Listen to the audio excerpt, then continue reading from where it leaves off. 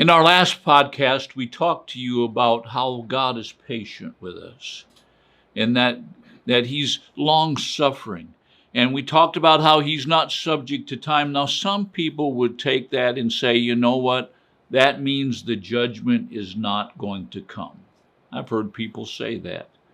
That's just evidence that the judgment is not going to come. But they forget about verse number 10. That's why it's so important that you read the Bible in context. Let me just say this before we get into the teaching.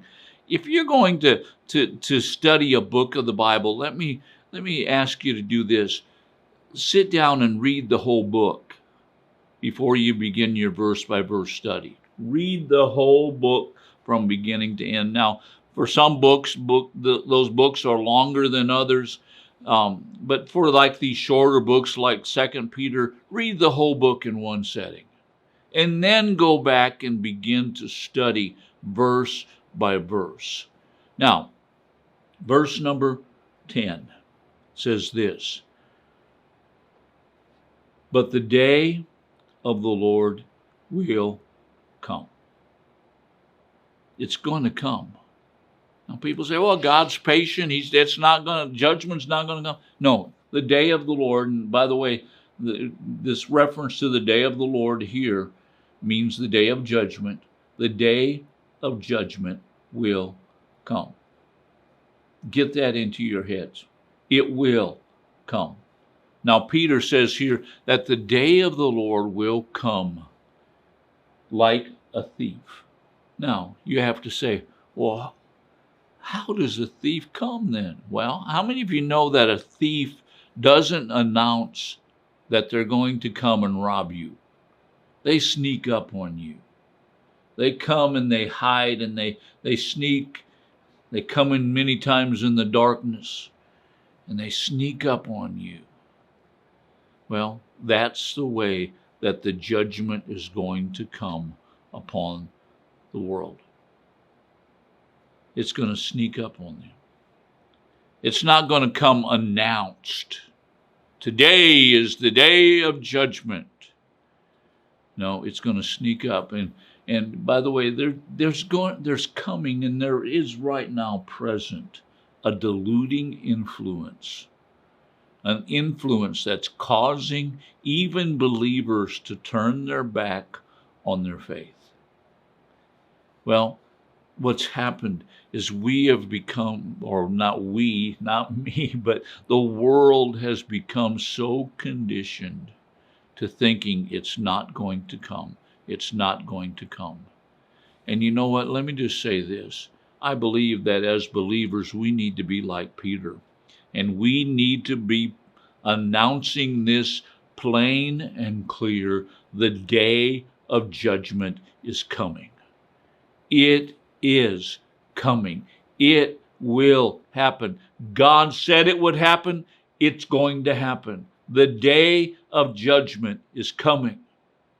You say, well, Leon, we're supposed to be talking about God's love. You know what? God's love will warn. You know what? If I'm at home and I'm asleep and my neighbor who gets up at 4 o'clock in the morning sees someone standing on my back porch trying to get the lock open, you know what? The best thing that he could do for me is to warn me that someone's breaking in my house. And then call 911.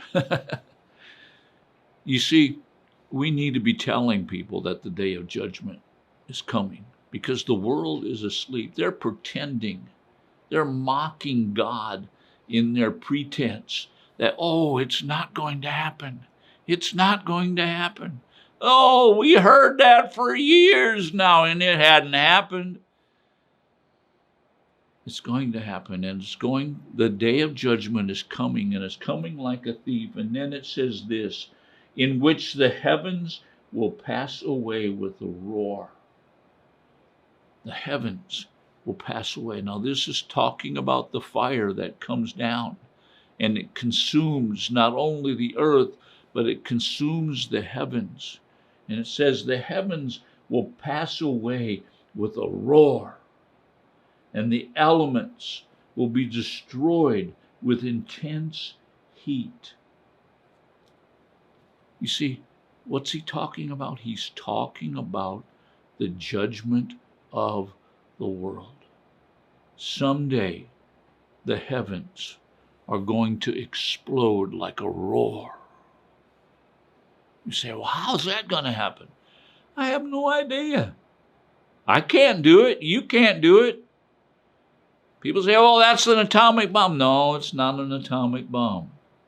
It's God bringing judgment upon the earth and the heavens. That means all the stars, all the planets. You see, there's actually 3 types of heaven mentioned in the Bible. The heaven meaning the atmosphere around the earth. Then there's talks about the heavens, which is the stars and the galaxies. I believe that's what Peter is writing about here. And then there's the heaven which the believers are going to dwell in and which believers are in right now. Someday, the heavens are going to explode with a roar, and the elements will be destroyed with an intense heat. You know what's going to happen? All of those atoms, all of those molecules are going to all of a sudden burst. You say, well, that's a nuclear reaction. Well, you can call it what you want, but you know what? It's the judgment of God on this earth. And then it says, and the earth and its works will be burned up. You see, everything that's on this earth will someday burn. Everything on this earth, all the things that people have worked so hard for, all the things that they've given so much of their time for, all of it is going to burn up. Now let me say this. The only thing that will not burn up is you. It's you. You are going to live forever.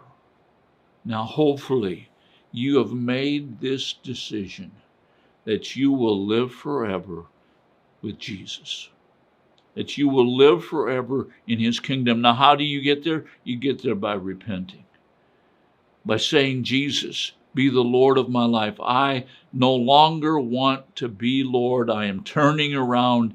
You are the Lord of my life. But listen to me. If you have not done that, you're not going to burn up. You're going to burn in eternal fire. That's something that's very sobering. That's something that's not talked about in most churches today. But it's something that's found right here in God's Word, and because God said it, it will happen. I pray that before you take another breath, that you say, Jesus, be the Lord of my life.